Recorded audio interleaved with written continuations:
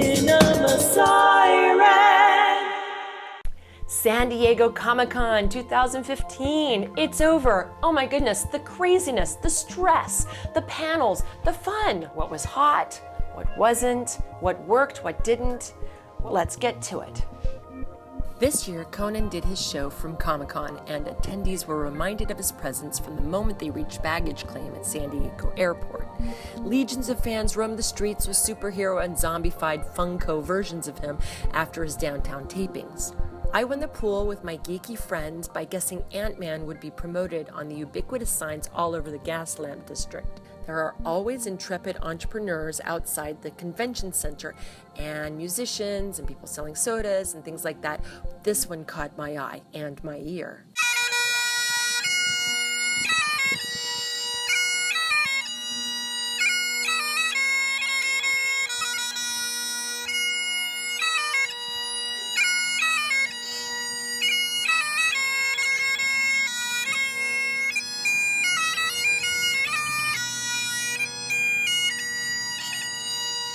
There are always highly anticipated random shows being heavily promoted. What is Blind Spot? It better be worth the money NBC spent to promote it. The most popular properties promoted on the SDCC free bags were Batman vs. Superman and Supergirl. DC, Marvel, Disney, they stay at the same hotels every year. I'll never tell who stays where, but I'll say the folks of sci-fi were staying in my hotel, which meant I had a bird's eye view of their parties, including the one for Sharknado 3. Oh, hell no! To go with the Sharknado parade that went on, making a ruckus all over downtown all weekend long.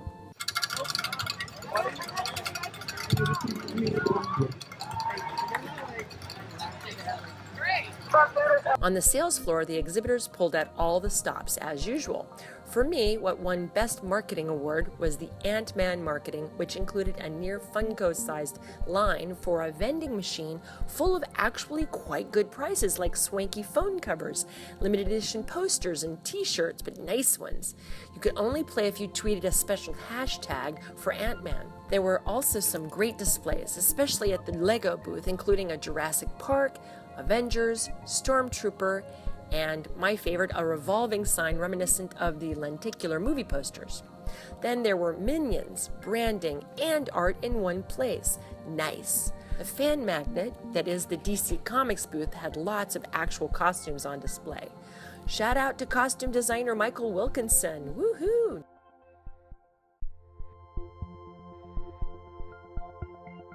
In the Star Wars Pavilion, they had everything from puzzles to pup costumes, but this new vehicle got all the attention. There were a number of events outside the con, including a mock-up of the new American Horror Story Hotel. At the panel I moderated, Looney Tunes Legacy, Ruth Clampett and Linda Jones talked about being raised by two genius animator fathers. What powerful women. And so he offered my dad lifetime entrance to the parks, to give up that poster, and he didn't want to give it up. I mean, I'm like, hello. My favorite part of my panel, called Disney Animators, The Power of 2D, was when author and animator Tom Cito asked all the Disney animators in the audience to stand up. Talk about intimidating and inspiring at the same time. Yeah, I mean, I started in animation when the most technologically advanced thing we had was an electric pencil sharpener. I got to interview the actors and director of the upcoming Pride and Prejudice and Zombies, which meant Jack Houston, Matt Smith, Douglas Booth, and Cinderella herself, Lily James, among others. None of the reporters had seen a preview or any footage of the movie, so I was thrilled to see how wonderful it looked once we saw them at Hall H. I'd tickle them, invite them for tea, and tell them to stop being naughty. Stop being naughty zombies. Stop eating everyone else. Exactly. Let's just watch Game of Thrones together. On Saturday, I got to go to Hall H for the entire day, which was the only day my schedule allowed. The Women Who Kick Ass panel was the best ever.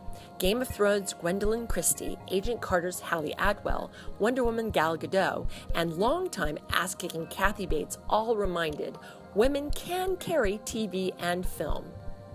Director and cool dude Joss Whedon answered questions about the meaning of life. Seriously, he was asked, and then won the coveted Icon Award and got a standing ovation from Hall H.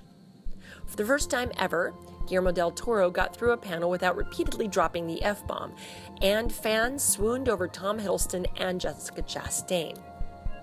Although many argued the Star Wars panel had the best trailer, it was actually a making of that while it brought on the mega feels, it didn't convert unsure fans about the worthiness of the film.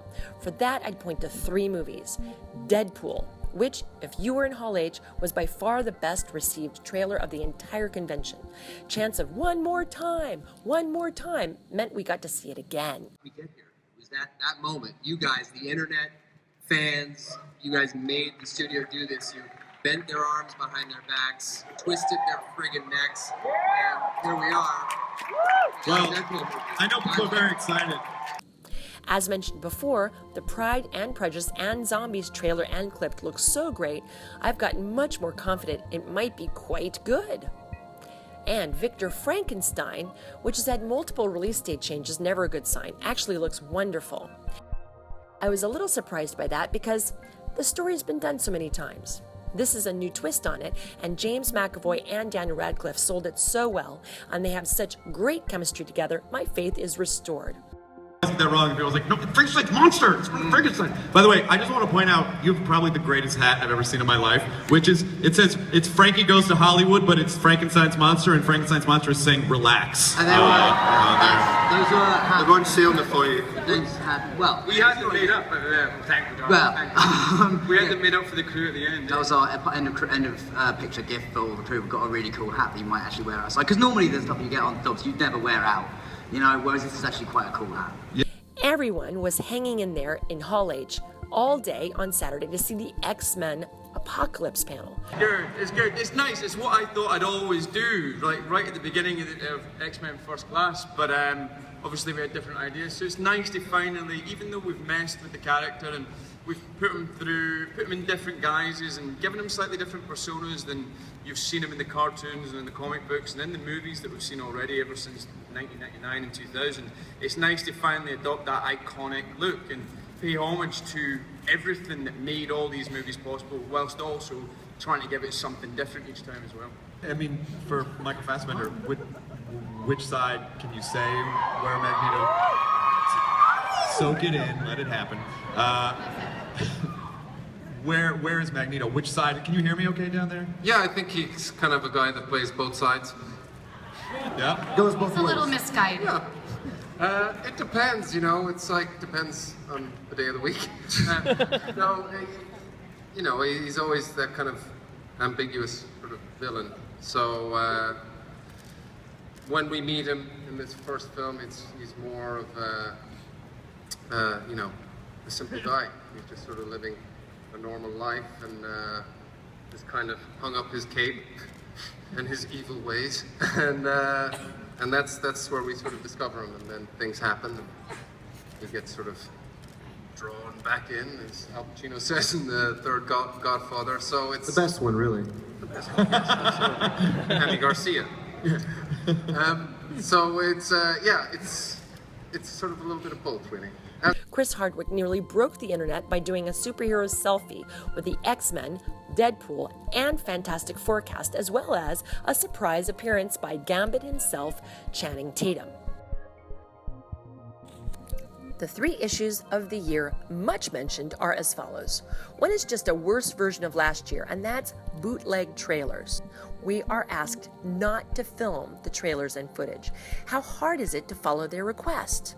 You won't see any of that on Cinema Siren. Number 2, after the Star Wars panel, the free Star Wars concert left Hall H completely empty for Kevin Smith. But don't feel sorry for him, it filled up respectably and with his fans. 3, on the show floor, exclusives from both Funko and Star Wars not only caused tears but near riots. Some booths shut down as early as 10:30 in the morning. Hey, people, it's a toy. No need to trample other fans underfoot. For me, owning a film art gallery, San Diego Comicon wouldn't be the same without hanging out with a bunch of artists and seeing their art displayed. I didn't have a booth this year, but I stopped by and said hi and still sold art. Yay me. Well, just so much exhausting fun. And I didn't even get the comic crud or the nerd flu. I hope to see some of you there next year. And if you see me, come say hi. I actually got recognized this year. That was trippy.